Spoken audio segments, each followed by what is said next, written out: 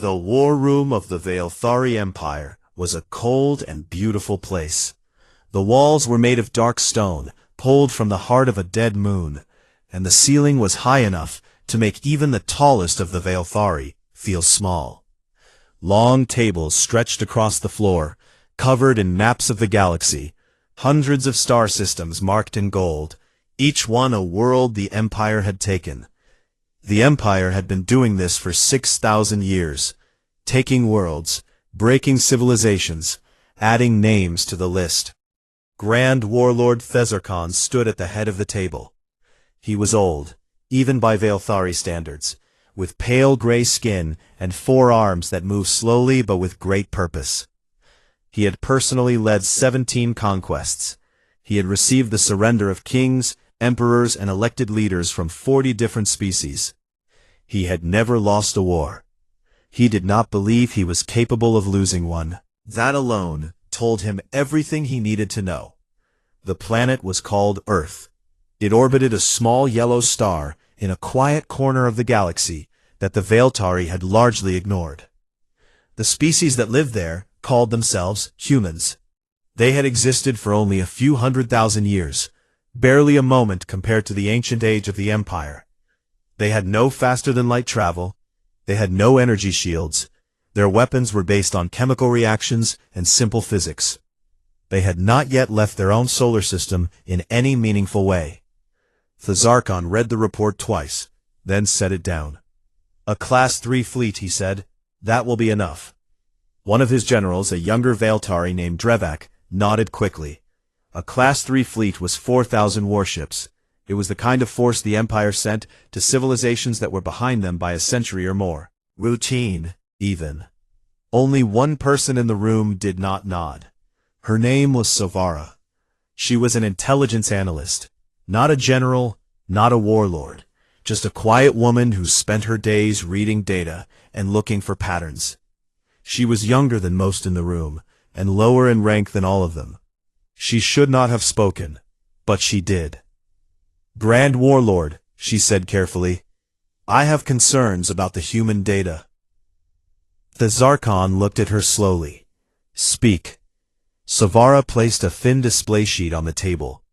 It showed fragments of intercepted human communications, broken signals pulled from deep space relays. Most of it was unreadable. The encryption was unlike anything the Galactic had seen before. That alone was strange. A primitive civilization should not have encryption that their analysts could not break. "We cannot read most of what they transmit to each other," she said. "We do not know what they are building or testing. Their surface scans show factories, yes, but the output does not match the input. They are producing more than we can account for, and we do not know where it is going." The room was quiet for a moment. Then Drevak laughed. It was not a cruel laugh, just a dismissive one. "They are a single-planet species with no FTL drive," he said.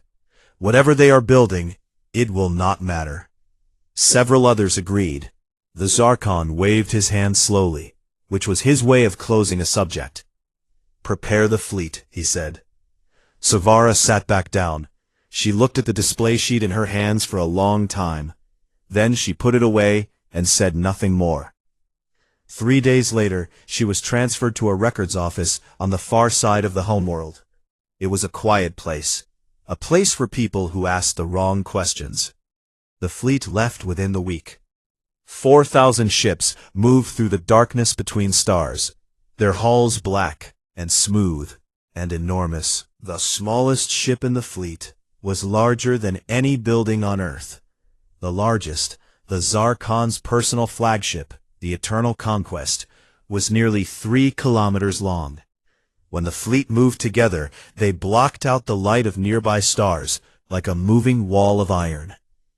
Inside the flagship's communication deck, a pre-recorded message was loaded and ready to transmit. It was the same message the Empire sent to every new world before arrival.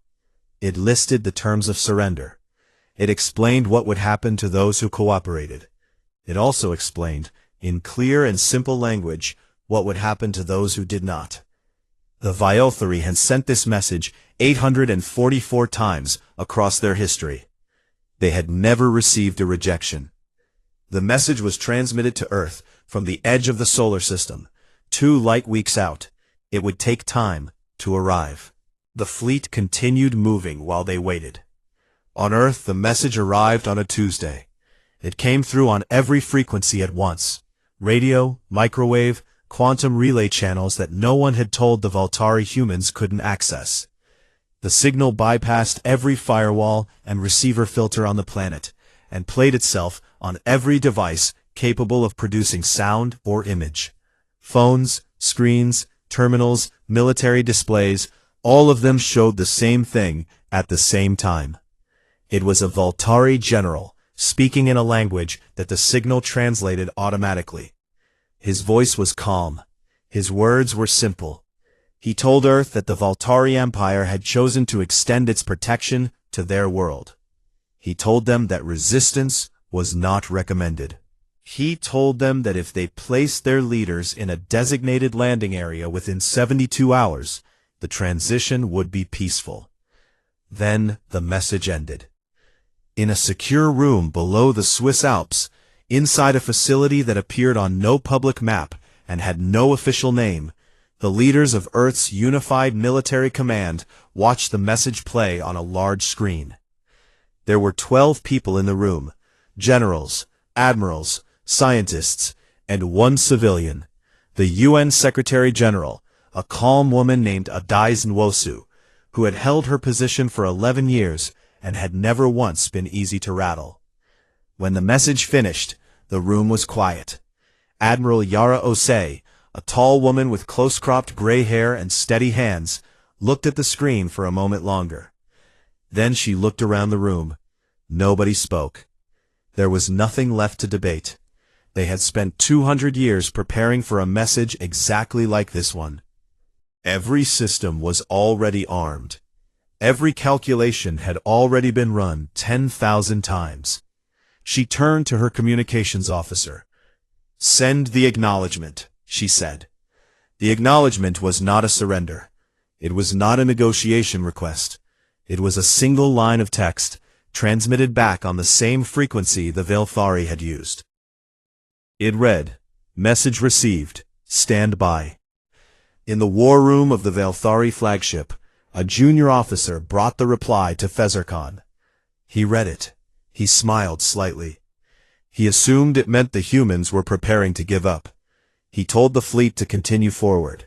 He did not notice that the reply had come back almost instantly, far faster than a frightened, unprepared civilization would have managed. He did not think about what that speed might mean. The fleet moved deeper into the solar system, and the stars around them were quiet, and nothing moved, and no one came to meet them. And that, though Fezarkhan did not know it yet, was the most terrifying thing that could have happened. The fleet crossed the outer edge of the solar system just after midnight, Earth time. They came in slowly at first, not because they were afraid, but because Fezarkhan wanted the approach to feel deliberate.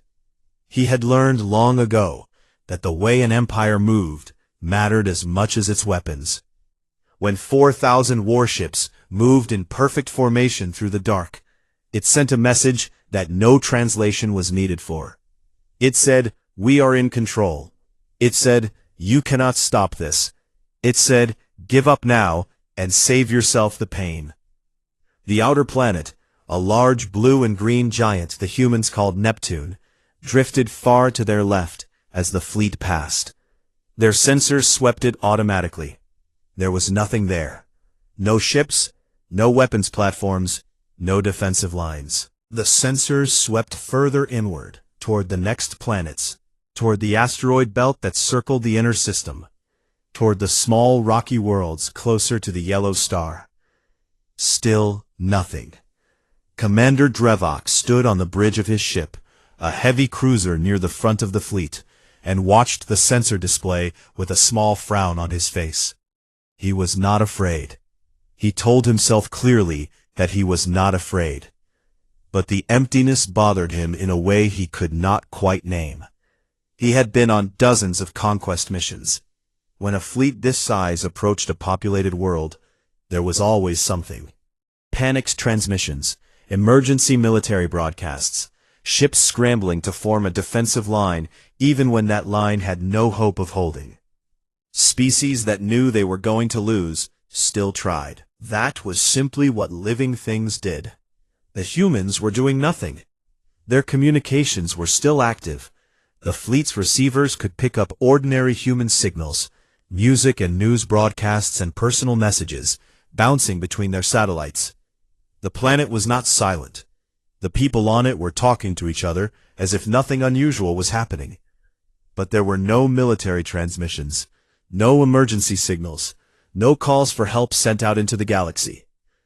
Drevak turned to his sensor officer. "Are we certain our stealth systems are functioning?" The officer checked.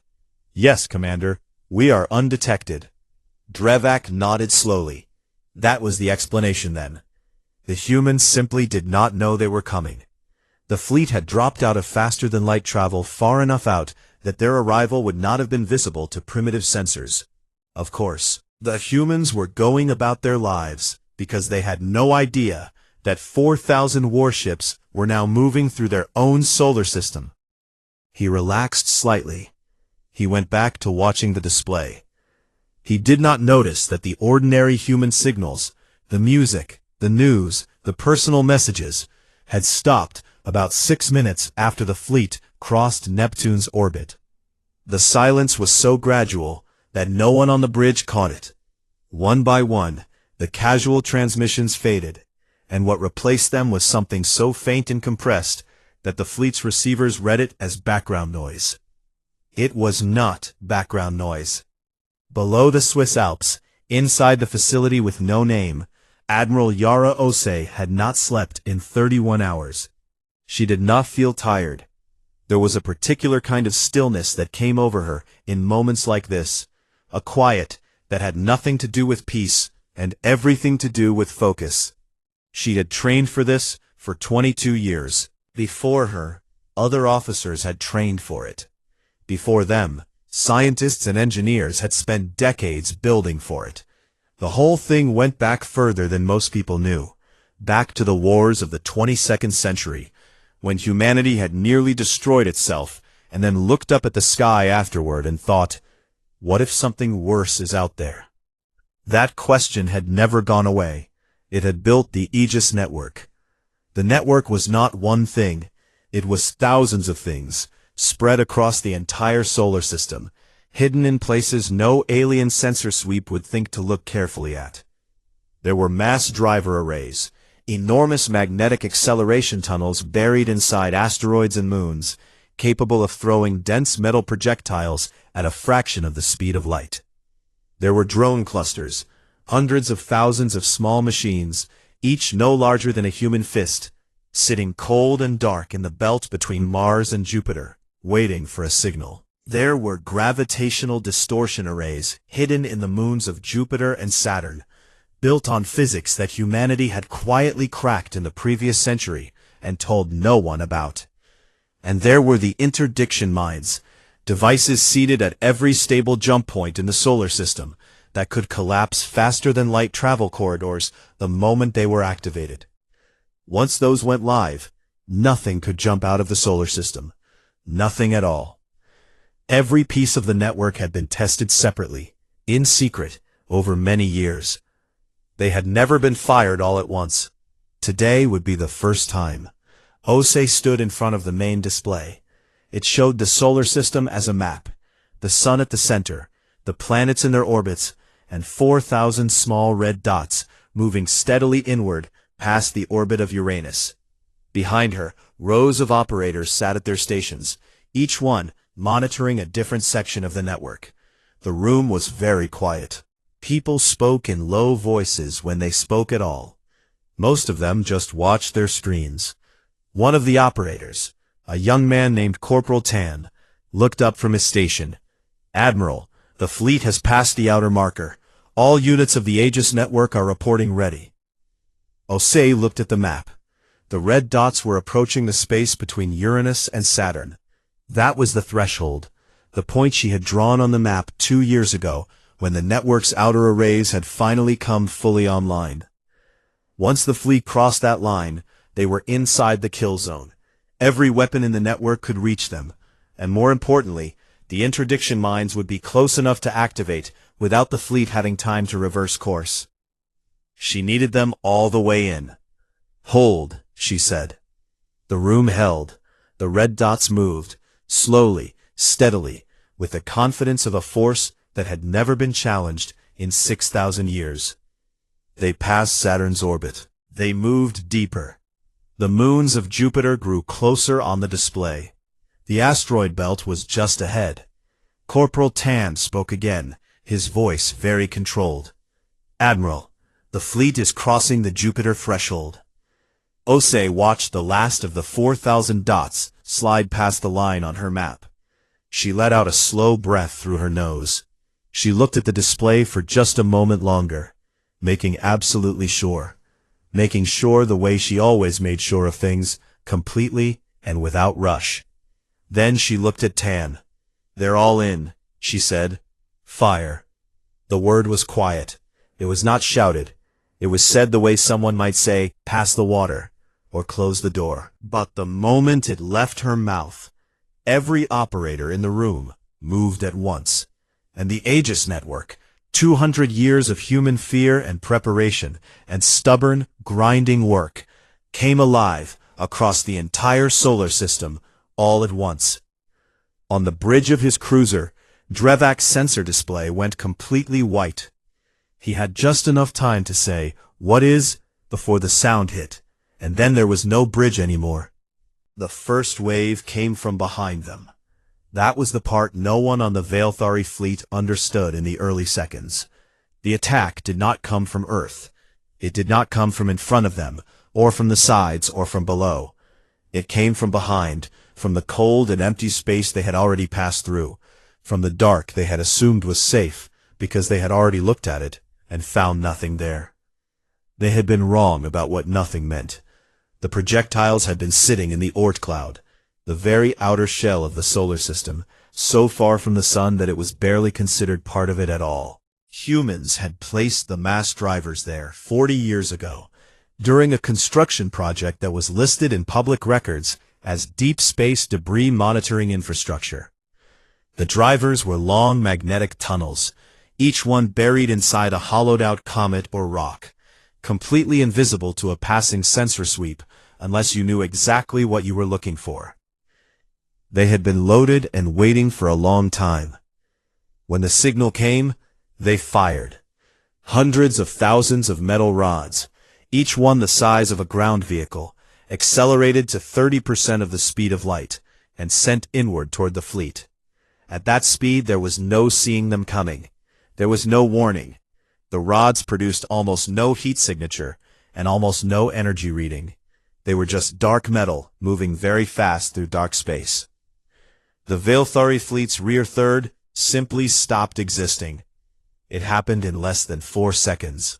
One moment, there were ships.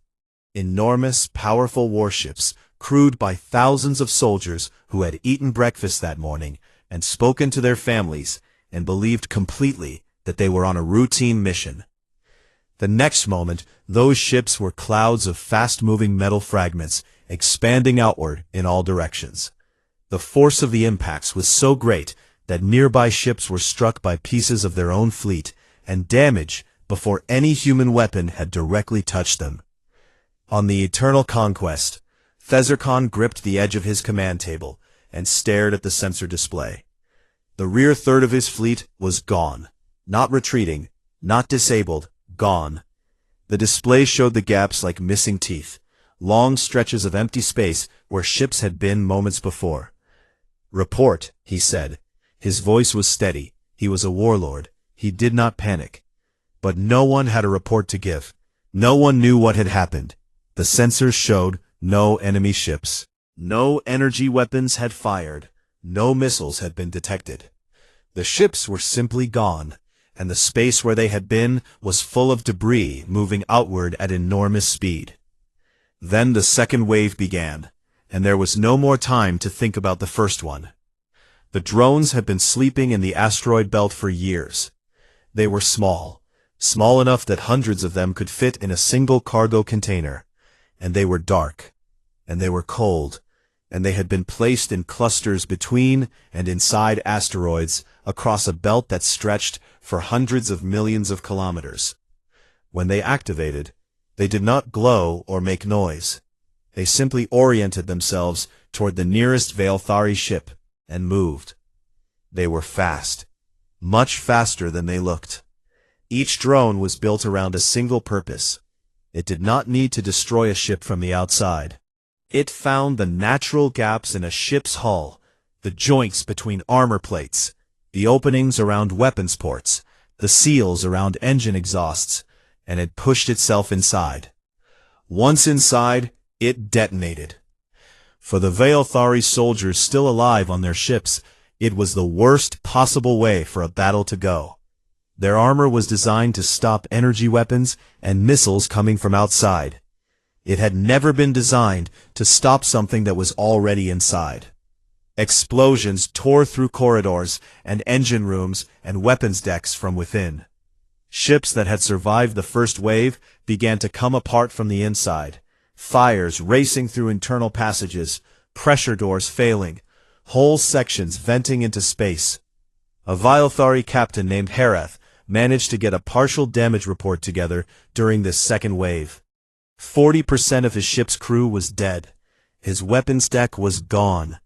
He got through for about 3 seconds before his communications array was destroyed by a drone that had come in through the exhaust port of a secondary engine. His last transmission was just noise.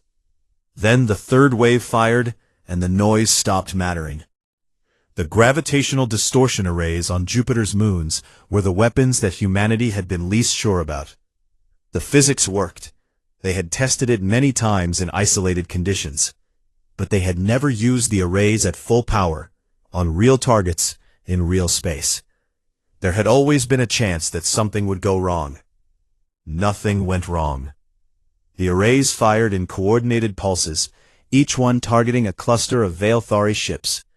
What the arrays did, simply put, was fold space in a very small area, very quickly.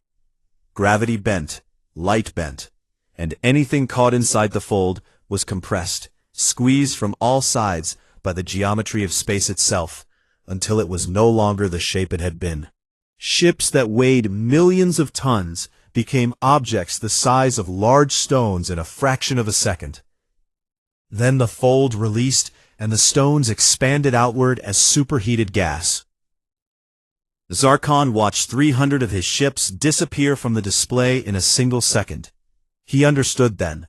Not everything, not the details, not the mechanisms, but the shape of what was happening. He understood that there was no battle here.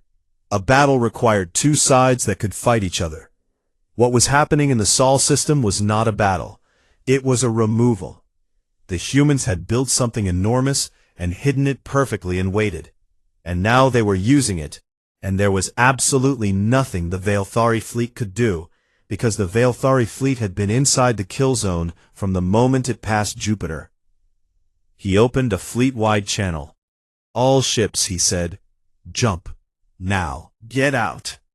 What remained of the fleet, fewer than 40 ships still capable of movement, tried to do exactly that. Their jump drives spun up. Coordinates were entered. Pilots reached for controls they had used hundreds of times before. Nothing happened. The jump points were closed. Every stable exit corridor in the solar system had gone dark the moment the first wave fired. The interdictin mines had activated silently, invisibly, and completely. There was nowhere to go. The humans had sealed the room before anyone realized they were in it. 7 ships surrendered by cutting their weapons power and broadcasting a distress signal. The other surviving ships kept trying to find a way out, any way out, until they were destroyed by follow-up drone strikes that were precise and quick and showed no anger at all.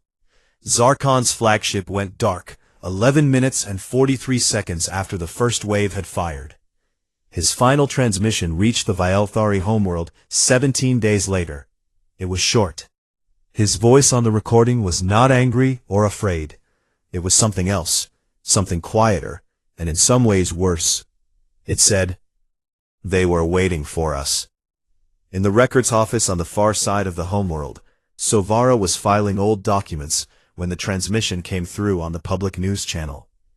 She stopped what she was doing. She listened to Zarkon's voice. She sat down in her chair and looked at the wall for a long time. Then she said, quietly, and to no one, "I know." And somewhere in the Sol system, in the cold silence that followed the battle, 7 Veilthari ships floated, with their weapons dark, and their crews alive, waiting to see what the humans would do with them. They did not have to wait long. The footage went out the same moment the last Veilthari ship went dark. It had been recording from the very beginning, from the moment the fleet crossed Neptune's orbit to the final seconds of Fezarkon's flagship losing power. Thousands of cameras, mounted on drones and satellites, and the weapons platforms themselves, had captured every angle of the battle. Every explosion, every ship that folded into nothing, every attempt to run that went nowhere. The humans had recorded all of it, edited none of it, and transmitted it across every known galactic communication frequency the moment the fighting stopped. They did not send a message with it. No words, no explanation, just the footage, clean and complete, 11 minutes and 43 seconds long, playing on repeat. The galaxy watched. It took time for the signal to reach the farther civilizations, weeks for some, months for others. But, for the species that lived within a few hundred light-years of the Sol system, the footage arrived quickly, and the reaction was the same everywhere it landed. First silence, then replaying, then a very long, very serious conversation that went on for days. What the footage showed was not simply a battle. Battles happened all the time across the galaxy. The Veilthari Empire alone had fought hundreds of them. What the footage showed was something different. It showed a civilization that had prepared, in total secrecy, a trap so complete and so perfectly designed that 4,000 warships, one of the largest single fleet deployments in Veilthari history, had been destroyed without managing to fire a single meaningful shot in return. The whole thing had lasted less than 12 minutes. The mathematics alone were frightening. The Veilthari fleet represented decades of construction and enormous resources. It had been erased in the time it took most species to eat a meal. The Chorus, a loose alliance of 11 civilizations that operated a shared communication network, held an emergency session within 48 hours of receiving the footage. Representatives spoke for 6 hours. Several of them asked the same question repeatedly, in different ways. How long had the humans been building this? The answer, when their analysts worked it out from the footage details, was approximately 200 years.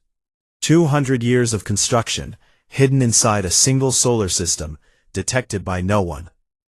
The Mervathi Collective, a species that had been a Veilthari vassal state for 3 centuries, received the footage and immediately began their own emergency sessions.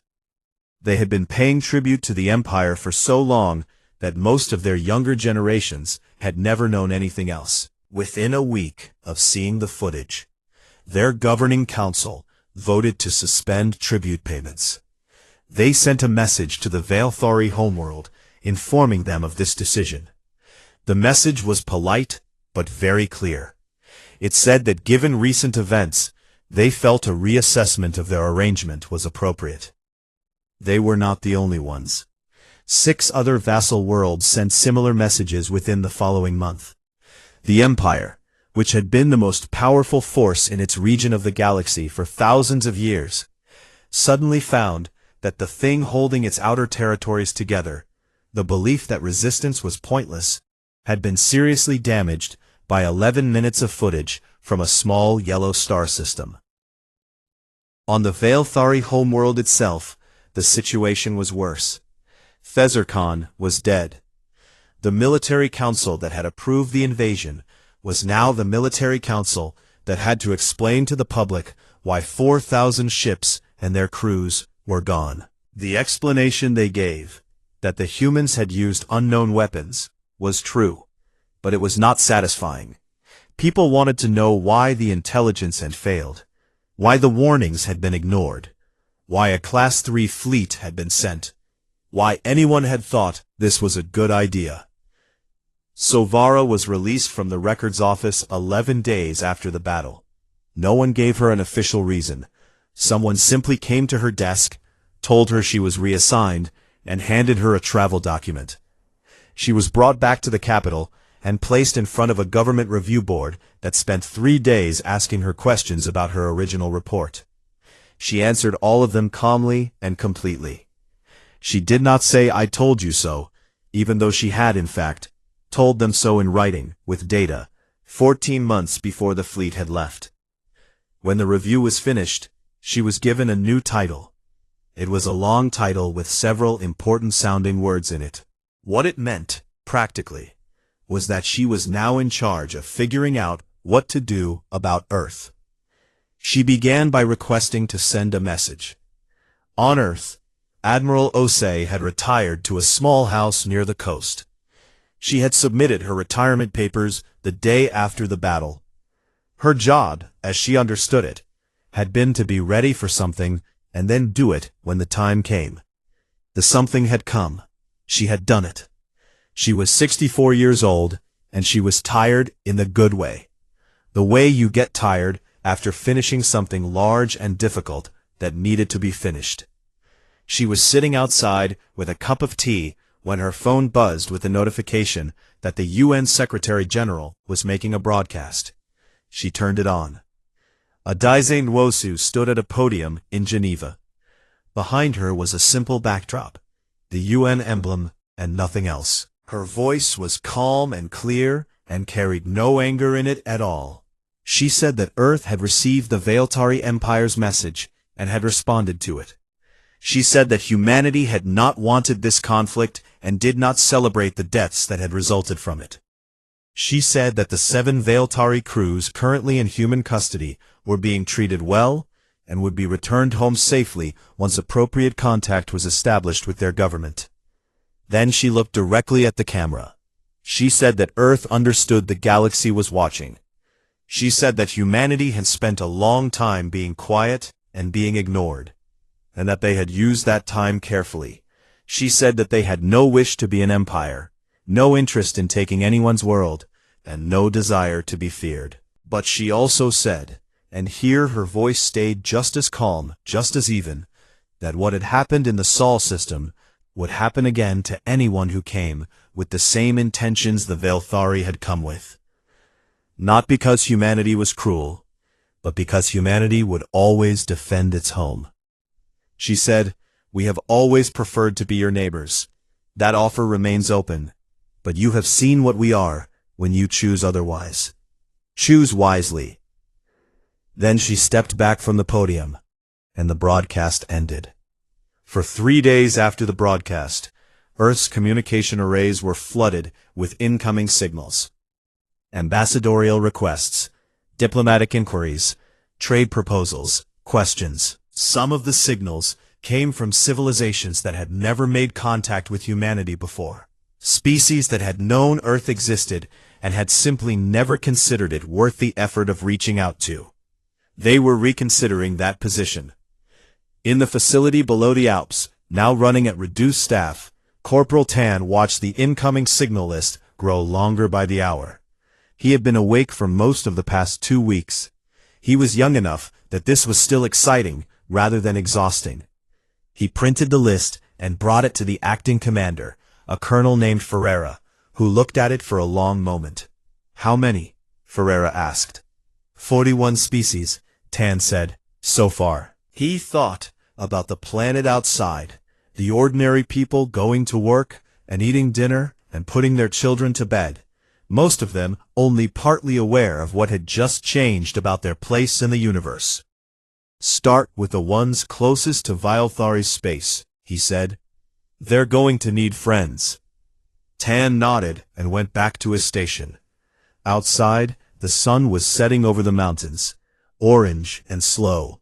the same way it had set every evening for 4 billion years, completely indifferent to empires and fleets and the long reach of history. Earth had been a quiet place for a long time. It was not going to be quiet anymore. 10 years passed, the way years do after something enormous. Quickly on the outside, slowly on the inside. The world had changed. Anyone could see that. The sky above Geneva was different now, not in color or cloud or the way the light fell in the morning, but in what moved through it. Ships came and went from the new orbital station that humanity had built in the 2 years following the battle. They were not human ships. They came from dozens of different worlds, carrying ambassadors and trade representatives and scientists, and occasionally just travelers who wanted to see with their own eyes the planet that had done what no one had believed possible. Geneva itself had changed the most. What had once been a quiet city known for diplomacy and watches and cold winters had become something else entirely. The Galactic Embassy District stretched along the lake now, a long row of buildings, each one designed differently to suit the species that lived and worked inside it. Some were very tall, some were very wide and low. One was kept at a temperature that would have frozen a human solid, with a heated walkway running along its front so that human staff could pass without dying. It was a strange street to walk down. It smelled different every few meters. The sounds that came from the buildings were sometimes music, and sometimes not music at all, just noise that other species found pleasant. Children from the local schools came on trips to walk that street. Teachers brought them on Thursdays, usually, when the traffic of official visitors was a little lighter. They walked in lines and looked at everything with wide eyes and asked questions that their teachers did their best to answer. One Thursday morning, a girl named Lena, 8 years old, with a red coat and a habit of asking too many questions, stopped in front of the Veilthari embassy. It was a plain building compared to some of the others. The Veilthari were going through a difficult time as a civilization, and their embassy reflected that. Functional, a little tired-looking, not the grand structure they might have built 10 years ago. A Veilthari flag hung above the door. It was the same flag they had always used, but lately it had begun to feel like a different thing, less like a symbol of power, and more like a reminder of what power could cost you. Lena looked at the flag, and then looked at her teacher. "Why do the other aliens call us the quiet ones?" she asked. "I heard someone say that on the news." Her teacher, a young man named Mr. Okafor, who had been teaching this age group for 3 years, and had learned that their questions were almost always better than they appeared, crouched down to her level. "Because for a very long time," he said, "we didn't say very much to the rest of the galaxy. We just stayed on our planet and worked." "Why?" "Because we had a lot to do," Mr. Okafor said, "and we weren't ready to talk yet." She seemed to accept this.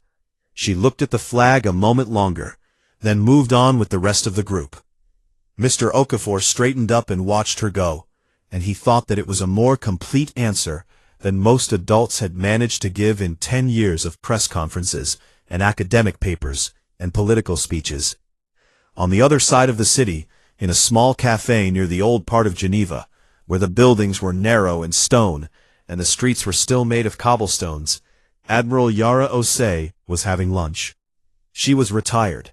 She had been retired for 10 years, and she had enjoyed most of it. She read. She walked along the lake in the mornings. She had learned to make bread, which she was not very good at, but found satisfying regardless. She stayed away from the news when she could, which was not always possible, because the world had a habit of generating news that eventually found its way to her through one channel or another. Today, she had agreed to meet someone. Savara arrived a few minutes late.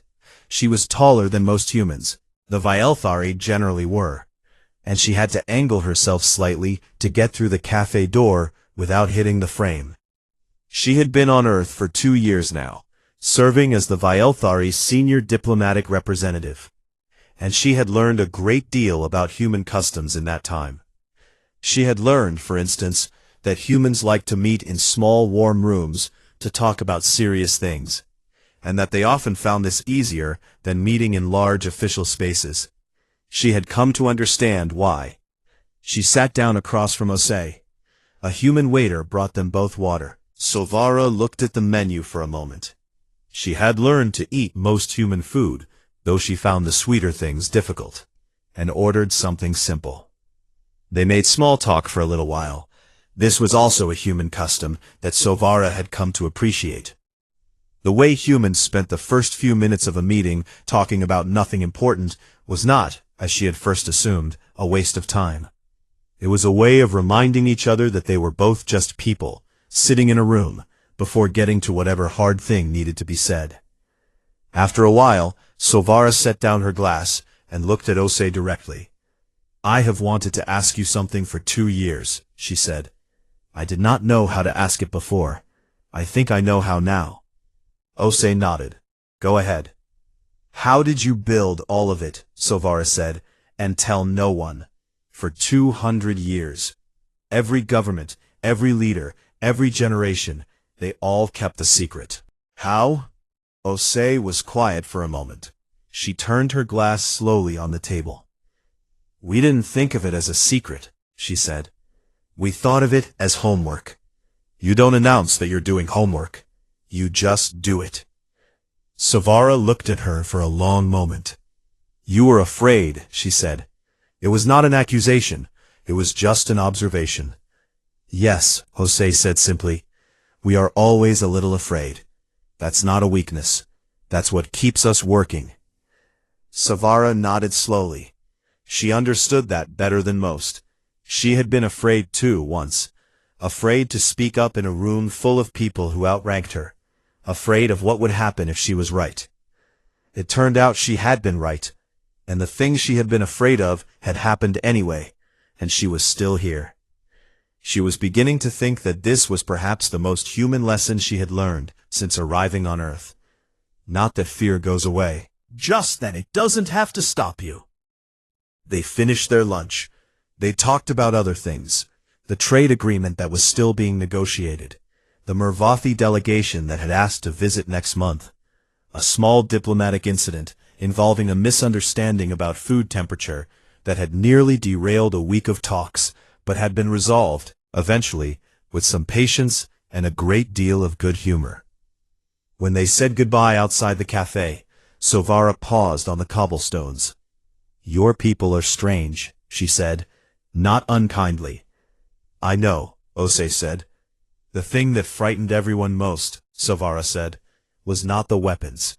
It was that after everything, after destroying the fleet, after the broadcast, after the whole galaxy was watching, you sent our crews home, unharmed, fed, with their things." Osei smiled a little. "What did you expect us to do with them?" "Nothing that kind." She walked away toward the embassy district. Osei watched her go, then turned and walked the other direction, toward the lake, where the water was gray and calm, and the mountains were just visible through the morning mist. Deep under those mountains, in a facility that still appeared on no public map, and still had no official name, a new team was at work. They were younger than the team that had come before them. Some of them had not yet been born when the battle happened, but they had grown up knowing what the battle meant, and they had chosen this work the same way their predecessors had, carefully and seriously and with full understanding of why it mattered. They were updating the Aegis network, new drones, better drivers, refined distortion arrays, improvements to the interdiction system that would make it faster to activate and harder to detect. They were also working on 3 new systems that had no names yet, just project numbers and long lists of calculations that filled entire walls. The galaxy was friendlier now than it had been 10 years ago. There were trade routes and embassies and shared research projects and communication channels that buzzed constantly with the ordinary noise of civilizations learning to know each other. There was more goodwill toward Earth than there had ever been in human history. None of that changed what the team did, or why they did it.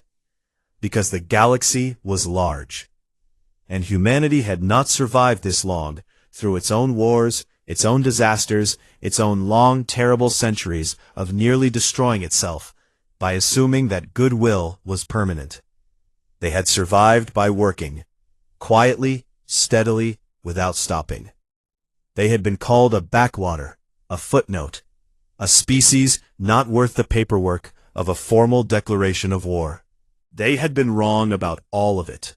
Not because humanity was secretly the most powerful force in the galaxy, but because humanity had never, not once in its entire history, ever stopped preparing to survive. And in the cold and quiet deep below the mountains, the work continued.